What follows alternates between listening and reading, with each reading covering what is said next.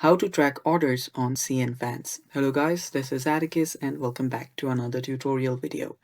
In today's video, I'll teach you guys how you can track orders on CNFans. So without any further ado, let's dive right into it. So the first step is open up your CNFans. Make sure that you log in into your account as well. So just head over to cnfans.com and then log in. After you log in, this is the page you'll be on. So right here, you will see your profile icon as well. Tap on it and there head over to my account. After you're on your account, you will see your parcels on the left hand side.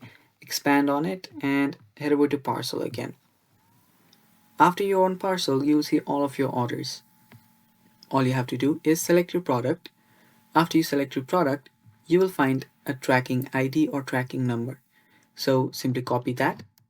And after you copy that, what you'll need to do is you'll need to search for a website called 17track.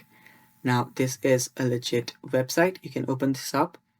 And after you open this up, all you have to do is you will need to enter your tracking number. Just enter your tracking number and then tap on track and it will start tracking your order. And that's basically how you do it. And that's all for today's video, guys. Thanks for watching. Stay tuned for more and bye-bye.